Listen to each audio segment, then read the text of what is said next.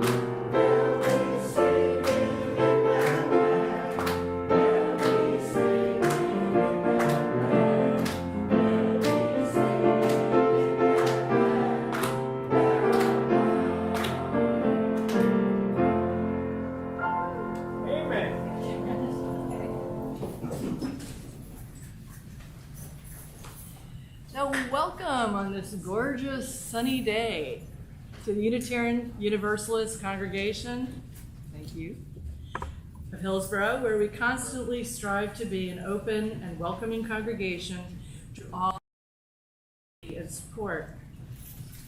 We don't require that we all adhere to one specific creed or common belief or ritualistic practice, although we do have rituals, but we are a covenant community committed to loving and supporting each other in our individual lifelong quest for truth and meaning in matters of personal faith.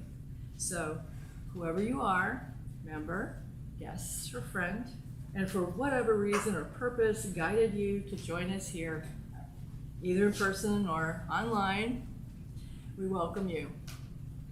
My name is Linda Seligman, and I'm the worship coordinator for today's service. And as a lay-led congregation, we have a lot of contributors who make our services possible for the people you actually see today, our paid staff and folks behind the lines that you don't see but are integral to our functioning. So we appreciate all those folks. We also want to recognize all of the other folks that we see, and I am the listening ear to provide a place for you to share your burdens, what's on your heart and your mind. Just come and see me after the service. So it's my pleasure to introduce a chaplain friend, Sonia Cornelis, and she has her friend, her baby, and her husband here, and I'm so happy to see them all. And she's also known as Reverend Sonia Smith Cornelis. Sonia is a native of Raleigh.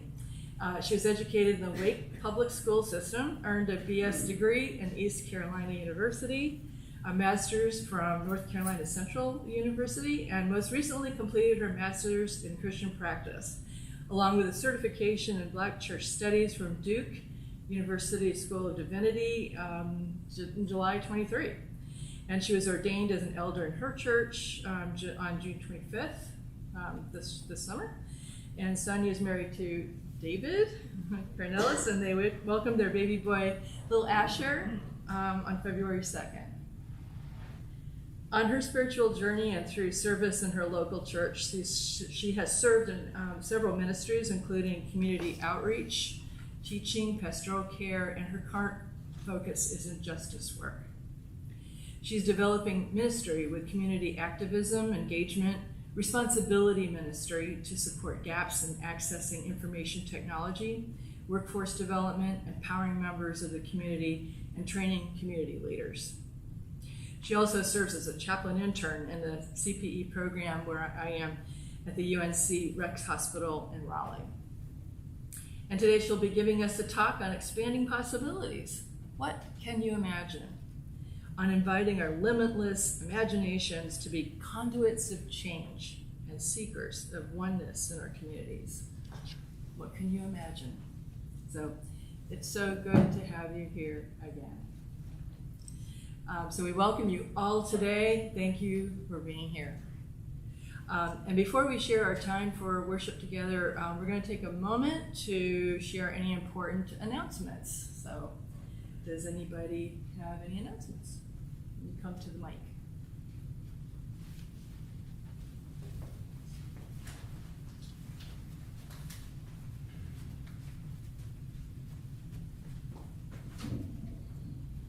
Hi, this is Aurora, and I've got 3 RE-related announcements. Number 1, there is an RE meeting today after the service. Anyone who is interested in children's religious education is welcome to attend.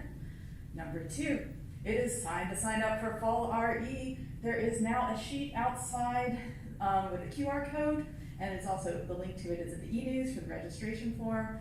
I don't see a ton of parents here, but maybe some are listening in the ether.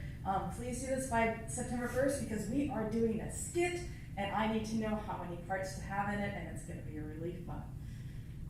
And thing number 3 is that we have a game night coming up. That is not just RE, it is intergenerational, so anyone of any age. It's on September 9th at 5 to make it, a good time for kids who have early bedtimes and for grown-ups who have things to do earlier in the day on Saturday. So everyone please come.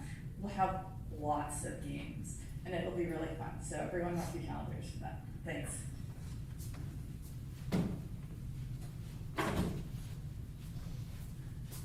Hi everyone, I'm Steve. There is a communications team meeting today at 1:30. It will be on Zoom. And I'm just looking over at our new interns, David Tennyson and Avery Garner, helping us with the live stream.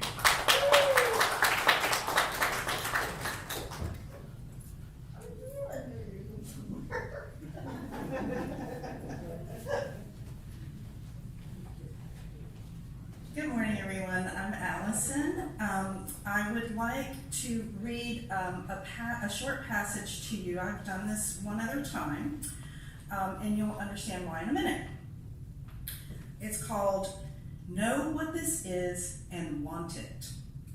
Even before looking at part-time ministry models, congregations need to lay a foundation for success that begins with knowing what to expect and not expect.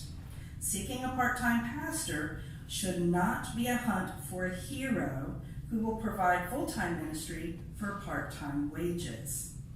A healthy, thriving congregation with part-time clergy accepts the pastor's limits and lives into its potential as lay people discover they don't need a pastor hero. What they need instead is to become ministers. I would like to offer that since we lost our full-time minister, Patty Hanneman, you have all stepped up to this challenge in an incredible way. The last 3 years have been tough, but we've done it incredibly well. And I'm very happy to share with you that with the help of our interview team, and we have moved forward with a candidate for part-time ministry. The Governance Council group met with this person on Friday, and we are moving towards a contract.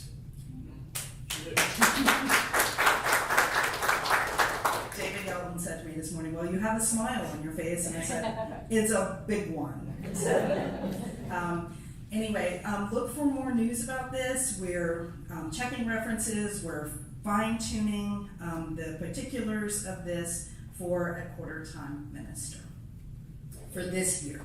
Yay. Oh, I have one more. Go ahead. I just wanted to say on behalf of the worship team that on September 10th, we're having our water ceremony in gathering. It's our annual welcome back, and you're invited to bring either water that you collected from your travels or water that symbolizes your travels and your summer, and we will have our ritual ceremony here on September 10th, so be sure and mark that on your calendar. Last week, I announced that we were having a Justice United team meeting here on Tuesday. COVID has gotten in the way of it, so that is temporarily on hold. I don't know what the alternative plans are going to be yet.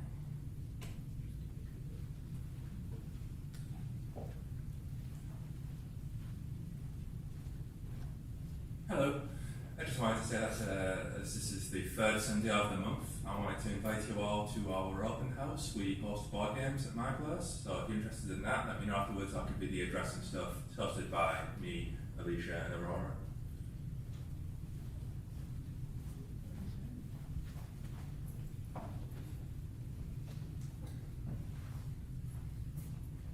Okay, last chance for announcements.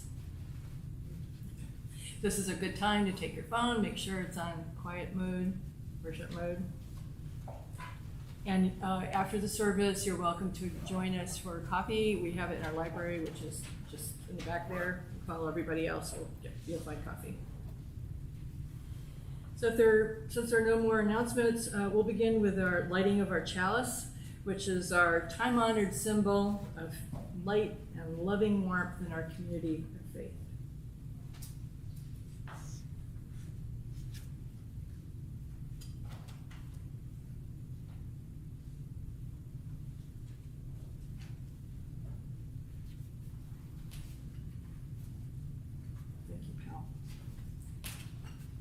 Let Astonishment Be Possible by Reverend Gretchen Haley. Whatever you have come anticipating, whatever you expect or worry for our world, for the future, for our lives, let it go. Make space in your heart to be surprised. Make room in your soul for a new story to take shape. Let astonishment be possible. This life that remains a miracle. Imagine here the bursting of joy, relentless and resilient, coming in waves, washing over us with music and story, and silence. And still, this dreaming together, being hope for one another, and courage to believe in this new day dawning for us all. Come, let us be together. Please stand and body your spirit as we sing our opening hymn, When Our Heart is in a Holy Place, in the Teal Hymnal, number 1008.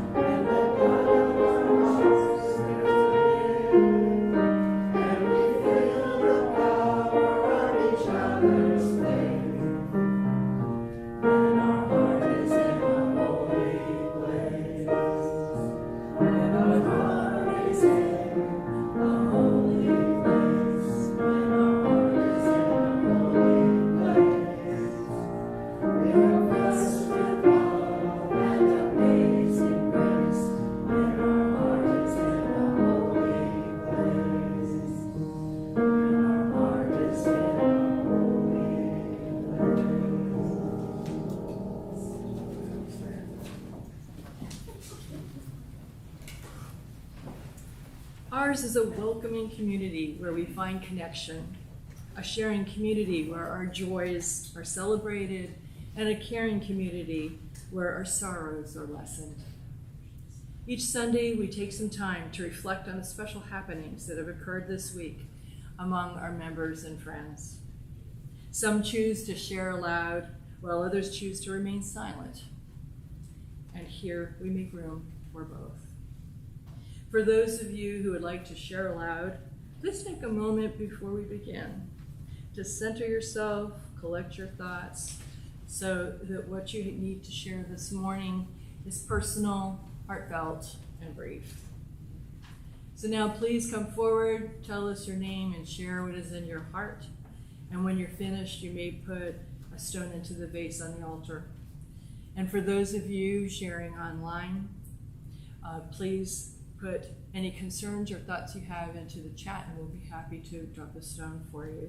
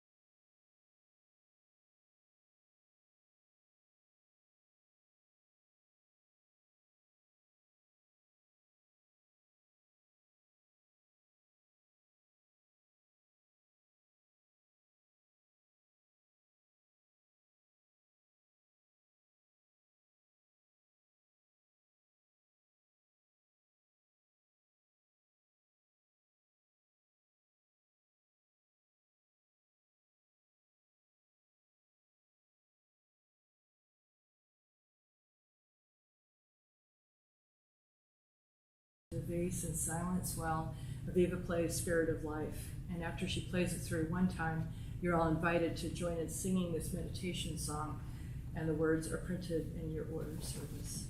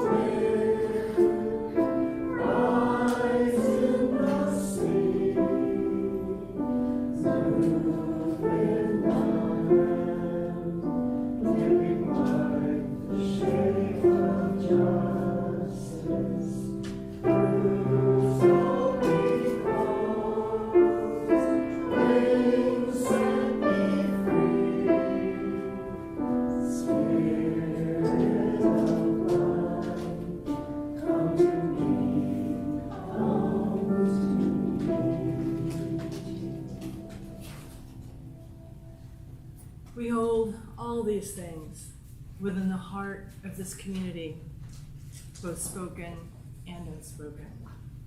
By remaining silent for a moment, let us consider what has been shared and how we might respond.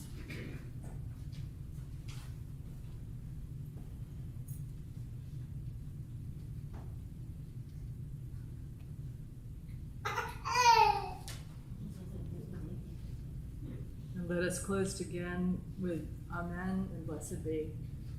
Our other sounds. And now we're going to sing our beloved children to class with a children's blessing located inside the back cover of your gray hymnal.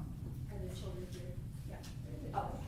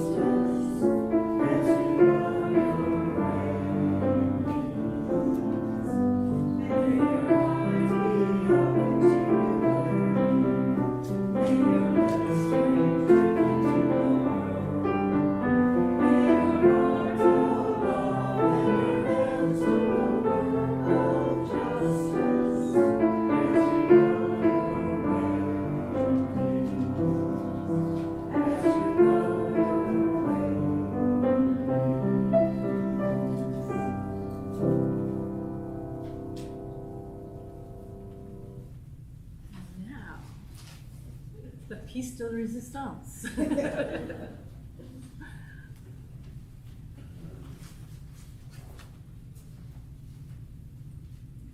Good morning and grace and peace, my friends. Good morning. It's so good to be with you all again. And it's much warmer outside. Thank you so much for having me again. I count it as a privilege and an honor. And this is always such a welcoming community, and for that I am grateful. Thank you for welcoming also a few people that tagged along with me this morning. There's my husband, David Cornelis, and our new little one, or 6.5 months new, Asher David Cornelis, and a dear friend of mine. We're more like family, I guess, at this point, and that is Minister Latoya Elliott. So thank you for coming with me on this morning. I'm grateful for their support.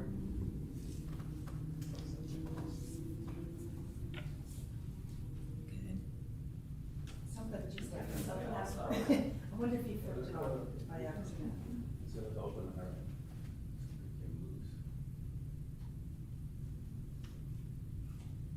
What about the other one? Can we just switch back? No, it's still on. There's at least 3 musicians in the audience, so it will get resolved.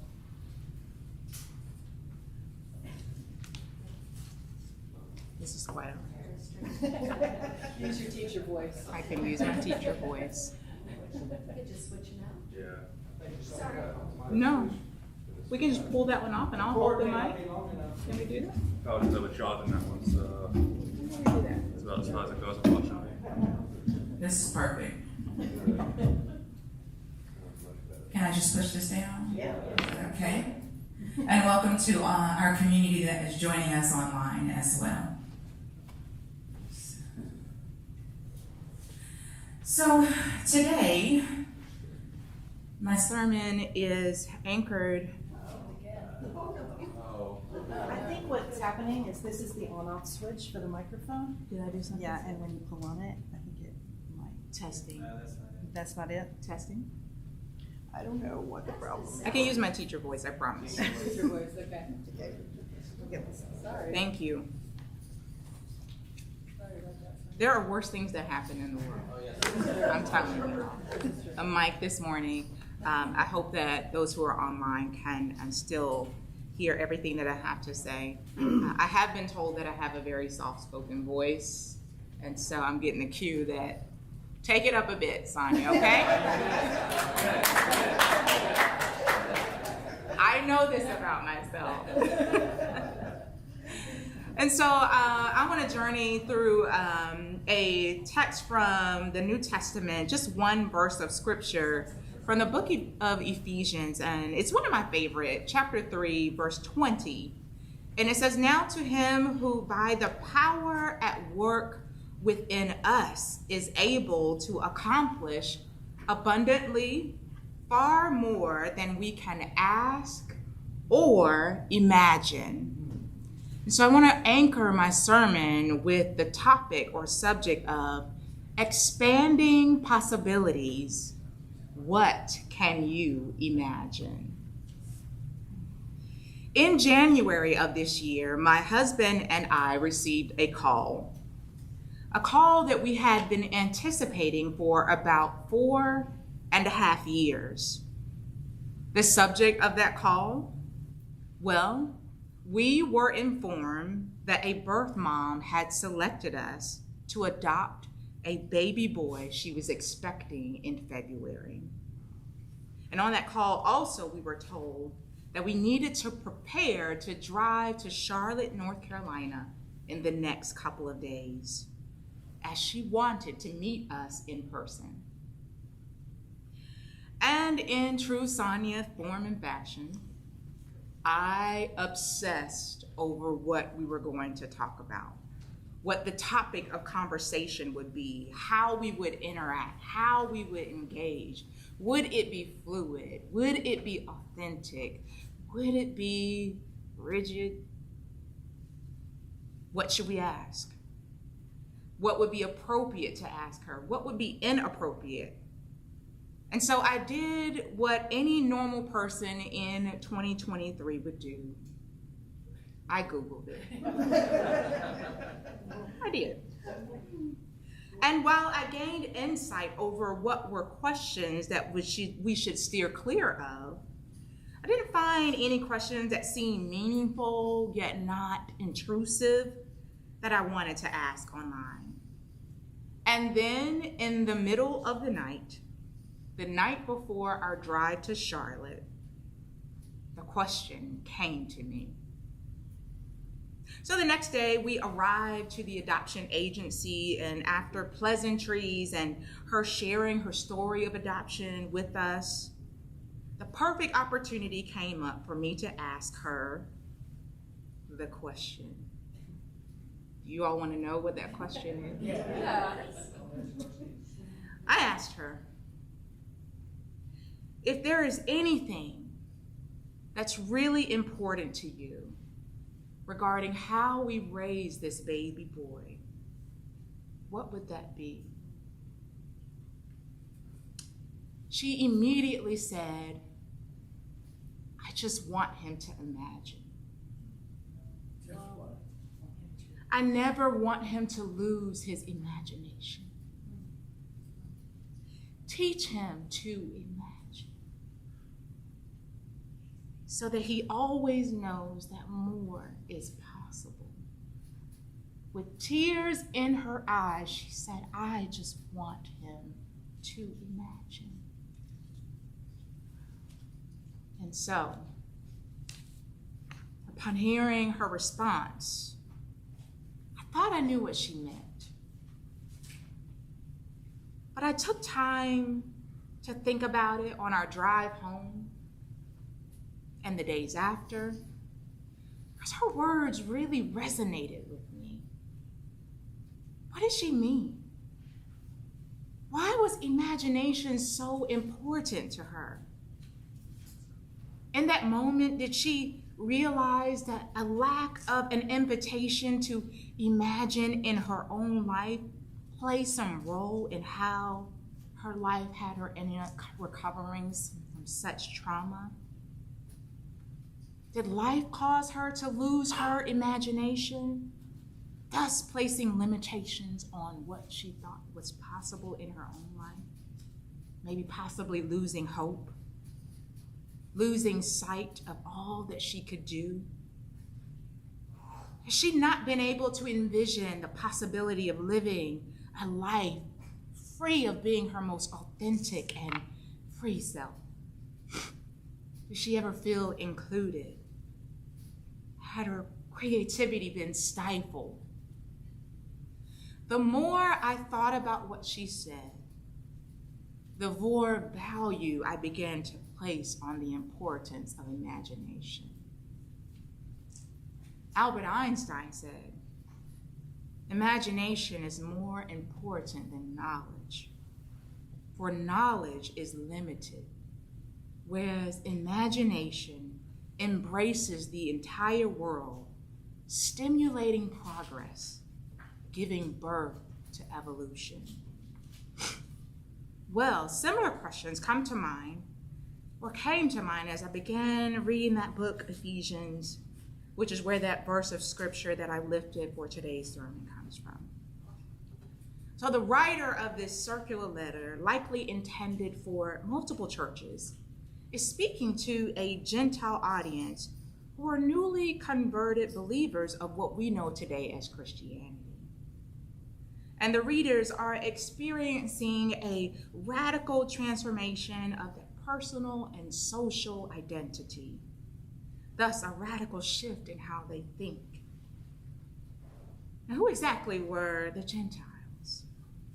Gentiles were anyone who was not Jewish or of the house of Israel, that it says a lot in biblical text. And what we know about the historical relationship of Jewish and Gentiles during biblical times is that the relationship was not always harmonious. In fact, Jewish citizens and Gentile citizens had a very contentious relationship. They did not engage with each other. They did not share meals or fellowship. They were not neighbors if they could help it. They did not worship together. They did not attend social events together. In fact, if one saw the other on the other side of the road, they would create distance between each other. They simply just did not. But then came along this conversion experience, and there are Jewish Christians and Gentile Christians who have a shared faith now. But one problem among many that they had is that there was still a general feeling that one group was better than the other. And this presented challenges as they communed together. I mean, this was not easy for either group. And essentially, the Gentiles had been made to feel that they were second-class citizens. And so the writer of Ephesians wants to illumine what is called this mystery of the work of their God, which was a desire to bring forth reconciliation, not just with their God, but reconciliation with each other. Reconciliation because they are sisters and brothers and all in between of the human race. And because this letter was written to the Gentile community, I asked a question to myself as I read. Could it be that perhaps they did not believe restored relationships were possible between their Jewish counterparts and vice versa? Did they not believe that they could live in community, love one another, worship in harmony because of the shared history? Could they not imagine? Was it improbable? Was it impossible?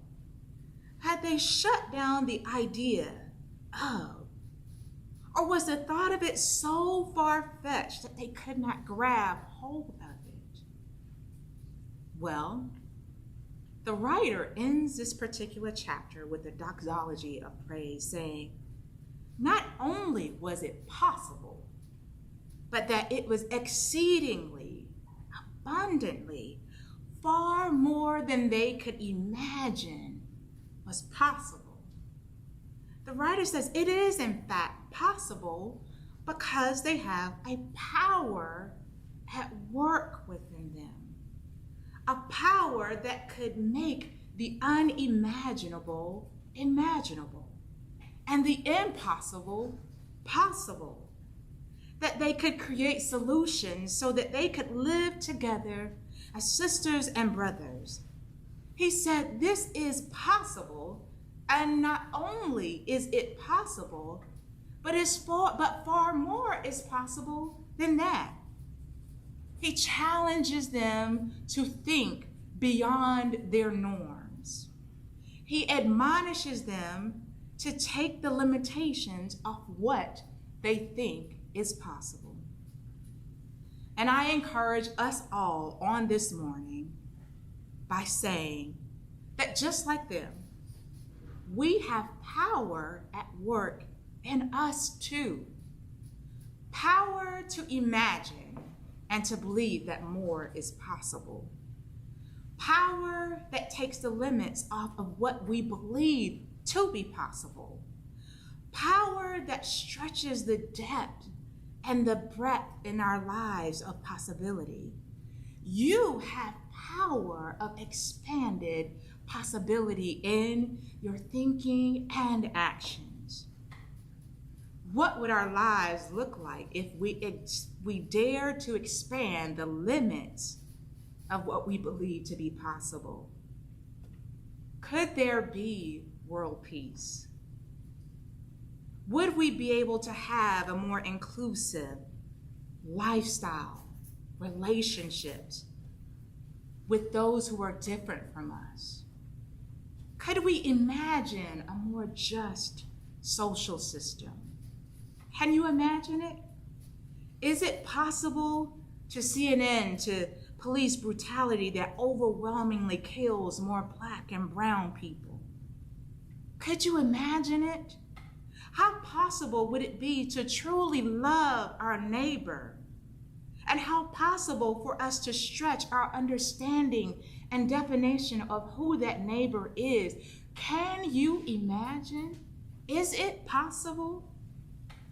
How possible could it be to minister and care for the needs of our displaced brothers and sisters who are experiencing homelessness? Would it be possible for us to come up with solutions to dismantle food insecurity? Is it possible? Can you imagine?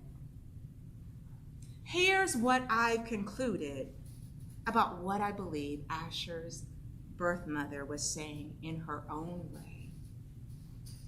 Imagination is the gateway to expanded possibility.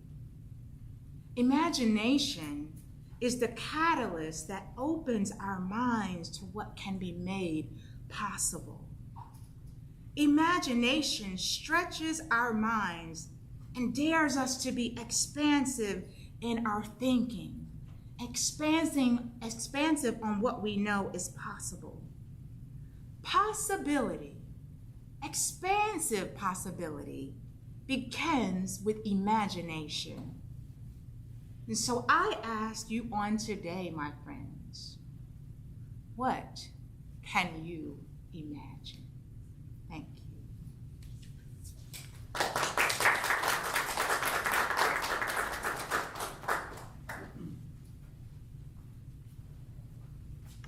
Thank you, Reverend Cornelis. That was really powerful, and I can tell it was very personal for you. What a great jumping off point for imagining world peace. And that is something I so hope, I know we all hold that in our hearts.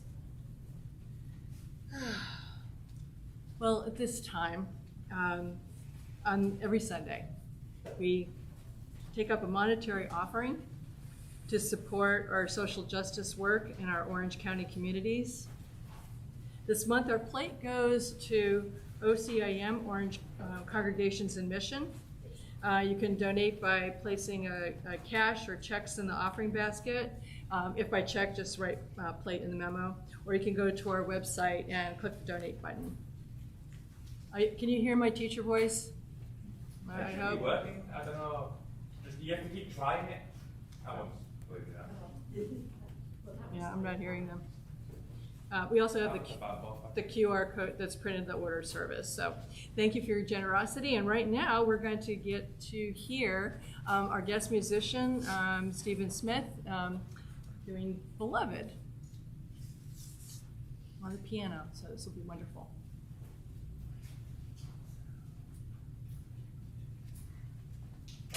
Last year I released an album of 13 original piano solos. And just wanted to mention that it's called Light of the Morning. If you use Google, you should be able to find it. It's on all the streaming platforms.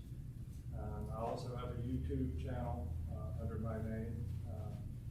So I hope you'll give it a listen. Thank you.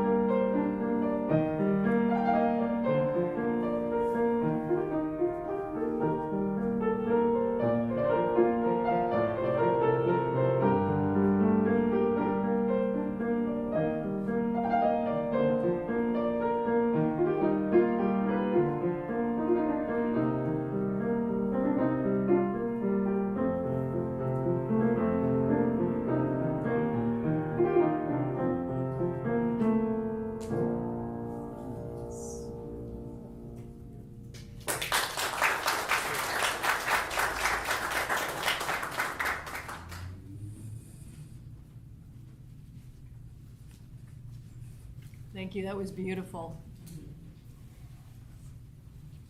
Please join me in our prayer of collective gratitude, which is found in your order of service. For the love that surrounds us every morning, for the friends just beside us, and for the generous gifts just received. Let us be truly grateful. Please stand and body your spirit as we sing our closing hymn, One More Step, in the great hymnal, number 168.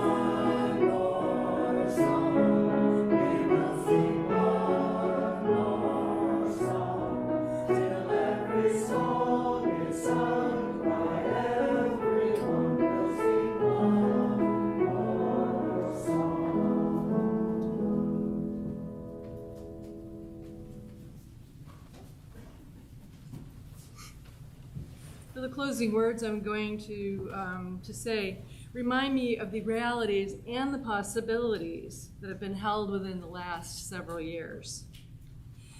The door swung wide by Reverend Scott Taylor. As so much closed, we were opened. Normal was taken, but it was also turned inside out.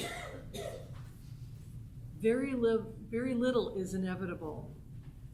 Most of it is a choice. This is what we've learned.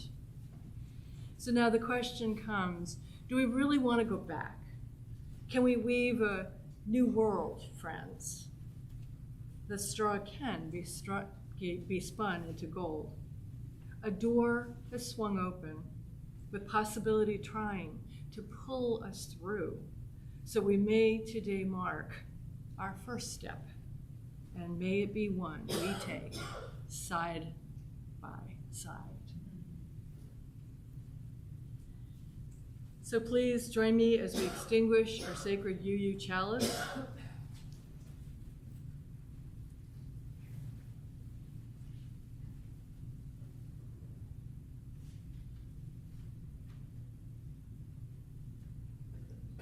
Please join me as we extinguish our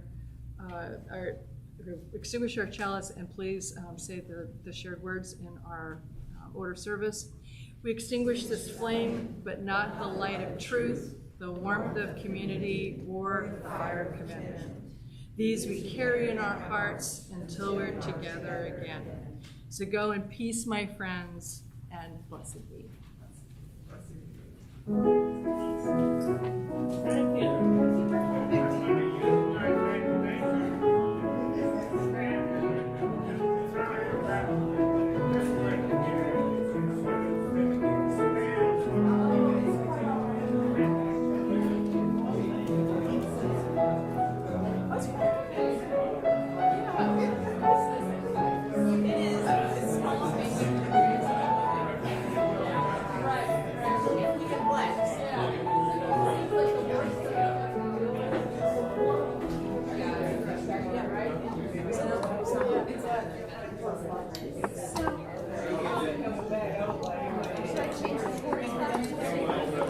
Even there for a second while to try and mess around a bit, I can't hear it. Is it working? A little bit, okay.